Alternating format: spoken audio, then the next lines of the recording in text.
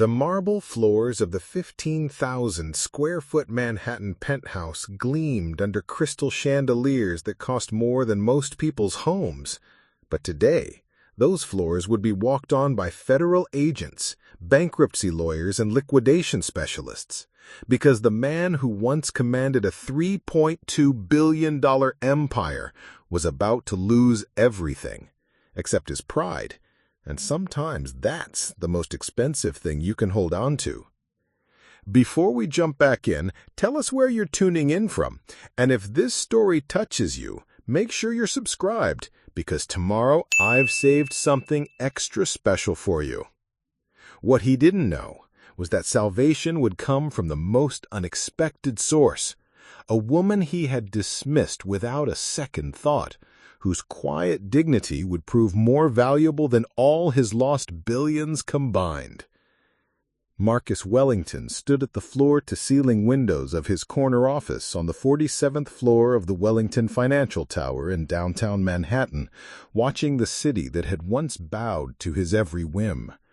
At 52, he had been the youngest billionaire in New York's history when he built Apex Investment Holdings into a financial powerhouse that managed assets worth over $50 billion. The irony wasn't lost on him that he was staring down at Wall Street, the same street where he had once been hailed as a visionary, where CNBC anchors had called him the Golden Touch, and where Fortune magazine had featured him on 3 separate covers. Now, those same publications were running headlines about his spectacular downfall. His assistant knocked tentatively before entering. "Mr. Wellington, the legal team is here for the 2 p.m. meeting." Marcus didn't turn around. "Send them in, Janet. And Janet," he paused, his voice softer than usual, "after today's meetings, you should start looking for other opportunities. I won't be able to afford your salary much longer." Janet Martinez had worked for Marcus for 8 years, managing his complex schedule and handling his personal affairs with unwavering professionalism. She nodded quietly, though her eyes showed concern, not for her job, but for the man who had clearly aged a decade in the past 6 months. The conference room filled with the grim faces of bankruptcy attorneys, forensic accountants, and federal investigators. Marcus took his usual seat at the head of the mahogany table, but today it felt more like sitting in the defendant's chair. "Mr. Wellington," began David Chen, his lead attorney, "the situation has deteriorated significantly since our last meeting. The SEC investigation has uncovered irregularities in the Henderson Fund that we can't explain away. We're looking at potential criminal charges on top of the civil penalties." Marcus had built his reputation on high-risk, high-reward investment strategies. For 15 years, those risks had paid off spectacularly. He had purchased a professional basketball team, owned homes in the Hamptons, Aspen, and Monaco, and lived a life that seemed untouchable. But the same aggressive strategies that had made him billions had also created a house of cards that was now collapsing. "The margin calls alone total $847 million, continued Sarah Rodriguez, the forensic accountant. "Your personal guarantees on various investments mean you're liable for an additional $1.2 billion. Even if we liquidate everything, the properties, the art collection, the yacht, the private jet, we're still looking at a shortfall of approximately $400 million. Marcus had heard these numbers before, but they still hit him like physical blows. Everything he had worked for, everything that had defined his identity, was gone. Worse, he owed money he simply didn't have. "What about the Cayman accounts?" asked James Morrison, another attorney. "Frozen," replied Rodriguez. "The government seized those assets, pending the outcome of the investigation. Same with the Swiss accounts and the properties held through shell companies." Marcus thought about his ex-wife, Samantha, who had divorced him 2 years ago, taking half of everything in a settlement that seemed manageable at the time. She had moved to California with their 2 teenage children, Emma and Tyler, and had wisely insisted that her divorce settlement be held in trusts that were now protected from his creditors. At least his family was safe, even if they wanted nothing to do with him anymore. The meeting dragged on for 3 hours, each minute bringing more bad news. Criminal liability, personal bankruptcy, asset forfeiture. The technical language couldn't mask the brutal reality. Marcus Wellington, once worth $3.2 billion, was not just broke, he was hundreds of millions in debt with no way to pay it back. As the lawyers packed up their briefcases, Chen pulled Marcus aside. "There's something else we need to discuss. The penthouse." Marcus owned the entire 48th floor of one of Manhattan's most exclusive residential towers. He had purchased it for $28 million 7 years ago and spent another $12 million on renovations. It was his sanctuary, his fortress above the city. "The creditors want it," Chen continued. "It's your most liquid asset. We can probably get $35 million for it in the current market, but that's still a drop in the bucket compared to what you owe." That evening, Marcus returned to his penthouse for what might be one of the last times. The space that had once hosted senators, celebrities, and foreign dignitaries now felt like a mausoleum. He walked through rooms filled with priceless art, a Picasso in the living room, a Monet in the dining area, sculptures by contemporary masters scattered throughout.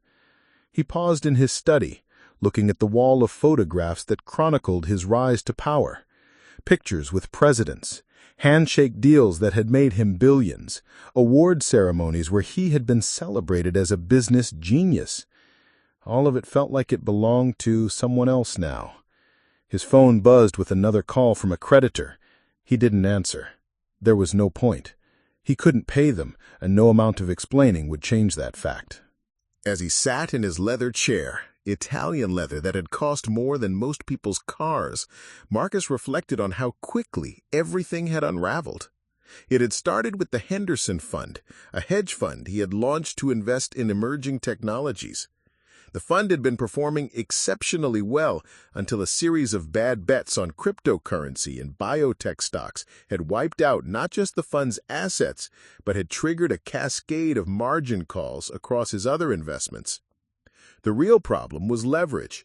Marcus had borrowed heavily to amplify his returns, using his personal wealth as collateral.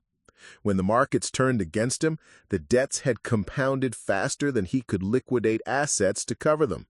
It was a classic case of being over-leveraged, something he had warned other investors against for years. Now, federal investigators were questioning whether some of his investment decisions had been based on insider information. While Marcus knew he had never intentionally broken the law, the complex web of his financial dealings had created the appearance of impropriety. In the current environment, appearance was often more damaging than reality. The penthouse felt impossibly large and empty. Marcus realized that for all his wealth, for all his success, he was fundamentally alone. His ex-wife wouldn't take his calls. His children, influenced by their mother's bitterness over the divorce, had distanced themselves from him. His business associates had vanished the moment his financial troubles became public. The staff that had once catered to his every need had been dismissed one by one as his cash flow problems mounted. The chef, the personal trainer, the driver, the security team, all gone. The last to go had been Rosa Martinez, the housekeeper who had maintained his penthouse for nearly 6 years. Marcus winced as he remembered that conversation. Rosa had been more than just a housekeeper. She had been a constant, reliable presence in his chaotic world. She had arrived early and stayed late, not just cleaning, but managing household repairs, coordinating with other service providers, and somehow anticipating needs he didn't even know he had. But when the financial pressure had mounted 3 months ago, Marcus had made the decision to cut all non-essential expenses. Rosa's salary, while modest by his standards, was still $3,200 a month when he included her health insurance and the annual bonus he had always given her. The conversation had been awkward and brief. He had called her into his study on a Friday afternoon and simply told her that due to financial restructuring, he would no longer require her services. He had given her 2 weeks' severance, far less than she deserved, and watched as she quietly nodded, gathered her things, and left without a word of complaint. At the time, It had seemed like a necessary business decision. Now, sitting alone in the penthouse that Rosa had kept immaculate, Marcus realized it had been something else entirely. The first step in the dismantling of everything that had made his life functional. The silence in the apartment was deafening. No longer did he hear Rosa humming softly as she worked, or the gentle sound of her organizing his closet, or her cheerful, "Good morning, Mr. Wellington," when he emerged from his bedroom. The penthouse had become a shell, much like Marcus himself. Outside his windows, New York City pulsed with life and energy. Somewhere in that sprawling metropolis, Rosa Martinez was probably working for another wealthy family, bringing the same quiet dignity and reliability to their lives that she had to his own. He wondered if she ever thought about him, or if she had simply moved on, grateful to be free of the chaos that had become his existence. As midnight approached, Marcus poured himself a glass of 30-year-old scotch, one of the few luxuries he hadn't yet been forced to liquidate, and tried to imagine what tomorrow would bring. More meetings with lawyers, more bad news about his debts, more humiliation as his fall from grace became increasingly public. What he couldn't imagine was that 200 miles away, in a small apartment in Philadelphia, Rosa Martinez was reading about his troubles in the financial section of the newspaper and making a decision that would change both their lives forever. Preparing and narrating this story took us a lot of time, so if you were enjoying it, subscribe to our channel. It means a lot to us. Now, back to the story. Rosa Martinez folded the Philadelphia Inquirer carefully and set it beside her morning coffee in the tiny kitchen of her one-bedroom apartment in South Philadelphia. The financial section's headline had caught her attention. "Wellington Empire faces criminal investigation. Billionaire's assets frozen." At 41, Rosa had learned to read people as carefully as she read newspapers. Working in wealthy households for over 15 years had taught her that money didn't protect people from pain. It just gave them better places to hide it. And she had seen Marcus Wellington's pain long before his financial empire crumbled. Her current employer, Mrs. Catherine Hoffman, barely noticed Rosa's presence as she cleaned the sprawling suburban mansion in Bryn Mawr. It was a stark contrast to her years working for Marcus, where, despite his demanding schedule, he had always acknowledged her with genuine warmth. "Good morning, Rosa. How's your son doing in school?" he would ask, actually waiting for her answer. Rosa's 15-year-old son Diego was the reason she worked such long hours. A bright kid with dreams of becoming an engineer, he needed every opportunity she could provide. The job with Marcus had been perfect. Excellent pay, health insurance, and a boss who understood when she needed to leave early for Diego's parent-teacher conferences. But Rosa harbored a secret that Marcus never knew.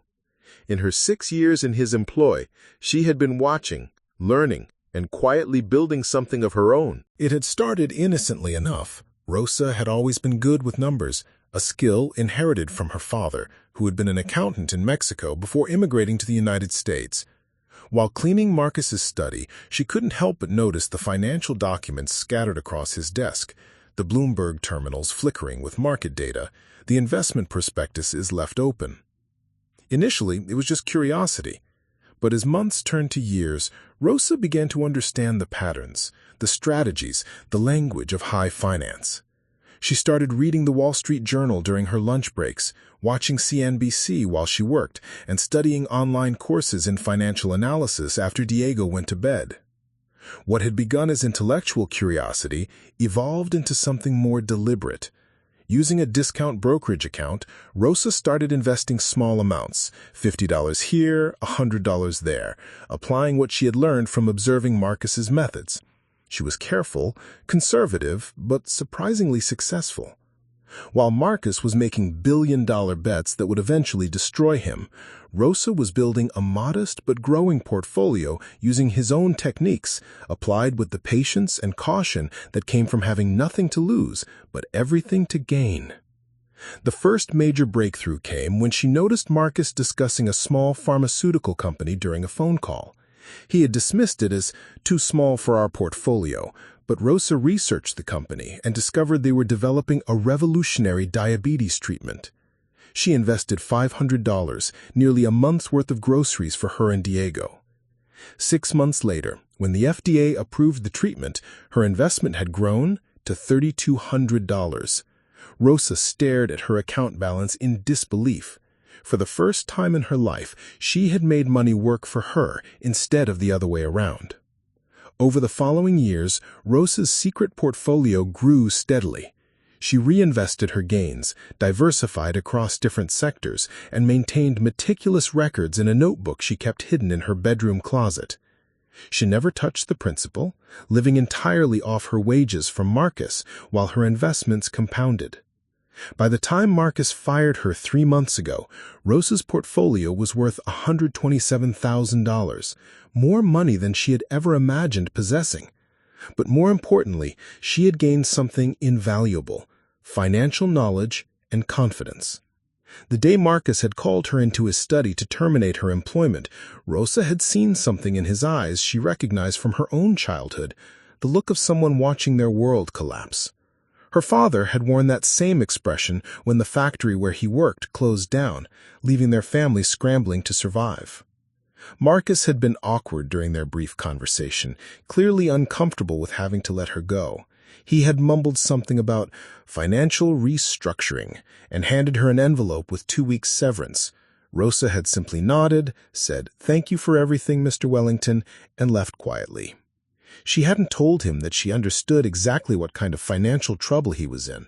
During her final weeks, she had noticed the increasingly frantic phone calls, the stress lines deepening around his eyes, the way he stared at financial documents long into the night. Having observed his investment strategies for years, she could piece together what had gone wrong. Marcus had been using too much leverage, borrowing money to amplify his investment returns. When the markets turned, those same leverage ratios that had made him billions were now destroying him exponentially. It was a classic case of flying too close to the sun, something she had read about in countless financial case studies. Now, 3 months later, working for the demanding Mrs. Hoffman for significantly less pay and no benefits, Rosa found herself thinking about Marcus more than she cared to admit. The newspaper article detailed his mounting legal troubles, the federal investigation, and the possibility of criminal charges. But buried in the financial jargon was a detail that caught her trained eye. The article mentioned that Marcus was personally liable for approximately $400 million in debts, even after liquidating all his assets. That evening, Rosa sat at her small kitchen table with her laptop, Diego doing homework across from her. She accessed her investment account and stared at the balance: $147,000. Her portfolio had continued growing even after leaving Marcus's employment, as the skills she'd learned proved transferable to her own financial management. "Mom, you okay?" Diego asked, looking up from his calculus homework. "You seem worried about something." Rosa smiled at her son, whose intelligence and ambition reminded her daily why every sacrifice was worth it. "Just thinking about an old boss, mijo. Someone who was always kind to us." Diego nodded and returned to his studies. Rosa had never told him about her investment activities, wanting to protect him from both the excitement and anxiety of financial speculation. To Diego, they were still living paycheck to paycheck, and Rosa intended to keep it that way until she was certain their financial security was permanent. But as she sat there, Rosa found herself calculating possibilities. Her $147,000 was obviously nowhere near the $400 million Marcus needed, but it was something. And more importantly, Rosa understood something that Marcus's high-powered attorneys might not. Sometimes the solution to financial problems wasn't just about money. It was about perspective, patience, and the kind of practical wisdom that came from understanding what it meant to have nothing. Rosa had been poor, really poor. She had arrived in Philadelphia with Diego as a baby, speaking limited English, with $300 in cash and a fierce determination to build a better life. She had cleaned houses, worked in restaurants, and gradually learned that in America, information was power, and power could be converted to money if you were smart and patient enough. Marcus, for all his brilliance, had never been poor. He had grown up wealthy, attended elite schools, and moved seamlessly from one success to another until this moment. He understood money as a tool for making more money, but Rosa understood money as survival, as security, as the difference between dignity and desperation. The newspaper article mentioned that Marcus was expected to declare personal bankruptcy within the week. Once that happened, his financial rehabilitation would become infinitely more difficult. Bankruptcy would follow him for years, making it nearly impossible to secure the kind of credit necessary to rebuild. But what if there was another way? Rosa opened a new browser tab and began researching bankruptcy alternatives, debt restructuring options, and investor protection strategies. Her 6 years of observing Marcus's world had taught her that, in finance, timing was everything. The right move at the right moment could save a situation that seemed hopeless. As the nights wore on and Diego went to bed, Rosa continued her research. She studied Marcus's case from every angle, looking for opportunities that his expensive legal team might have missed. They were thinking like lawyers, focused on protecting him from criminal liability and minimizing losses. But Rosa was thinking like someone who had crawled out of poverty through careful planning and strategic patience. By 3 a.m., Rosa had a plan. It was audacious, risky, and would require her to reveal secrets she had kept hidden for years, but it was also the right thing to do, not just financially, but morally. Marcus Wellington had been more than just an employer. He had been a teacher, whether he knew it or not. He had shown her a world where money could work for you instead of against you. He had treated her with respect when other wealthy employers had barely acknowledged her existence. And when his own children had visited during school breaks, he had always made sure Diego was included in any activities, treating her son with the same kindness he showed his own kids. Rosa pulled out her phone and stared at Marcus's contact information, which she had never deleted. Her finger hovered over the call button. What she was about to propose would shock him, might even anger him, but it could also save him. Taking a deep breath, Rosa began typing a text message that would set in motion events neither of them could have imagined. Mr. Wellington, this is Rosa Martinez. I know about your situation. We need to talk. I have a proposition that might interest you. She hit send before she could change her mind, then sat back in her chair, wondering if she had just made the biggest mistake of her life or the smartest decision she had ever made. 18 months later, Marcus Wellington stood in the lobby of the newly opened Martinez Investment Advisory Firm, watching Rosa cut the ribbon on her own financial consulting firm. The modest but elegant office space in Center City, Philadelphia, represented something far more valuable than the marble and gold of his former empire. It represented genuine partnership and mutual respect. The journey from that desperate text message to this moment had been unlike anything Marcus could have imagined. Rosa's proposition that night had been as shocking as it was brilliant. She hadn't offered him money. Her $147,000 would have been meaningless against his $400 million debt. Instead, she had offered him something far more valuable, a way out that no one else had seen. "You're thinking like a billionaire trying to stay a billionaire," she had told him during their first clandestine meeting at a small diner in Queens. "But you're not a billionaire anymore. You need to think like someone building wealth from nothing, because that's exactly what you are now." Rosa's plan had been elegantly simple. Instead of fighting the bankruptcy or trying to hide assets, Marcus would embrace it completely. He would declare personal bankruptcy, clear his criminal liability through full cooperation with federal investigators, and start over, but this time with Rosa as his hidden partner and financial advisor. Using her knowledge of his investment strategies and her own growing expertise, Rosa would help Marcus rebuild, but slowly, carefully, and completely legally. She would be the public face of their partnership, while Marcus provided strategic insights under a consulting agreement that couldn't be touched by his bankruptcy creditors. The first step was the hardest, swallowing his pride. Marcus had to accept that the maid he had fired was now his financial lifeline. But as they worked together over the following months, he discovered that Rosa possessed something he had lost in his rise to power: genuine wisdom about money and people.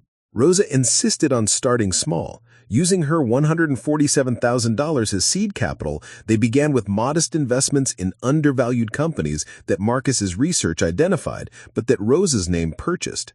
Every decision was carefully documented, every strategy was conservative, and every gain was reinvested with mathematical precision. But the real breakthrough came 6 months into their partnership. Marcus had identified a small renewable energy company that was developing revolutionary battery technology. The company was struggling financially despite their promising technology, exactly the kind of situation Marcus had once exploited for massive gains. This time, however, Rosa suggested a different approach. Instead of trying to acquire the company cheaply, they offered to provide bridge financing in exchange for a modest equity stake and a seat on the board. Marcus would serve as an unpaid strategic advisor, helping the company navigate toward profitability. The arrangement worked perfectly. The company's battery technology proved revolutionary, attracting major automotive manufacturers as customers. Within a year, their modest $25,000 investment had grown to $180,000, and Marcus had regained something more valuable than money, the respect of an industry that had written him off. The answer, though they didn't know it, was sitting across from Marcus in a small coffee shop in Philadelphia, reviewing quarterly reports with the same meticulous attention to detail she had once applied to keeping his penthouse spotless. "The Patterson Group wants to invest $500,000 in our next venture," Rosa told him, sliding a proposal across the table. "They're impressed with our track record and want to expand our partnership." Marcus shook his head in amazement. 2 years ago, he had commanded billions. Today, a $500,000 investment felt enormous, not because of the amount, but because of what it represented. Trust earned through performance rather than inherited through privilege. "Rosa," he said, "I need to ask you something I should have asked months ago. Why did you help me? You had every reason to let me fail. I fired you when you needed the job most." Rosa stirred her coffee thoughtfully. "You remember when Diego was in the hospital 2 years ago, the emergency appendectomy?" Marcus nodded. Diego had been 12 at the time, and Rosa had been terrified about the medical bills, even with insurance. "You never said anything to me," Rosa continued, "but somehow my insurance covered everything, and the hospital told me an anonymous donor had covered my deductible and the follow-up care. That was you, wasn't it?" Marcus looked uncomfortable. "The hospital has a patient assistance program." "Mr. Wellington," Rosa interrupted gently, "I've worked for wealthy people long enough to know the difference between charity and kindness. You didn't help me to feel good about yourself or for a tax deduction. You helped because it was the right thing to do, and you didn't want me to know about it." The memory of those frantic nights when Diego had been sick came flooding back to Marcus. He had indeed quietly covered Rosa's medical expenses, but he had never expected her to discover his involvement. "When I saw you falling," Rosa continued, "I realized something important. People who have always had money often don't know how to survive without it. But people who have survived without it understand that wealth isn't just about accumulation. It's about sustainability, patience, and knowing the difference between wants and needs." Their partnership had evolved into something neither had expected: genuine friendship and mutual respect. Marcus brought strategic thinking and industry connections, while Rosa provided practical wisdom and careful financial management. Together, they had created something more valuable than either could have achieved alone. The Martinez Investment Advisory had grown from Rosa's modest apartment to a legitimate financial consulting firm with 12 employees and $4.2 million in assets under management. Their specialty was helping fallen executives and distressed companies rebuild through patient, strategic investing rather than the high-risk speculation that had become common on Wall Street.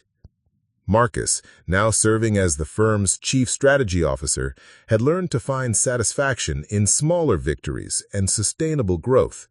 His new apartment was a modest 2-bedroom in Center City, a far cry from his former penthouse, but filled with genuine contentment rather than empty luxury. The federal investigation had concluded with no criminal charges, though Marcus had paid substantial civil penalties. His cooperation with investigators had actually enhanced his reputation in some circles, showing that he was willing to take responsibility for his mistakes. More importantly, his relationship with his children had slowly begun to heal. Emma and Tyler, now in college, had been curious about their father's dramatic life change. When they visited Philadelphia for the first time, they were surprised to find Marcus genuinely happy, working alongside people who respected him for his expertise rather than his wealth.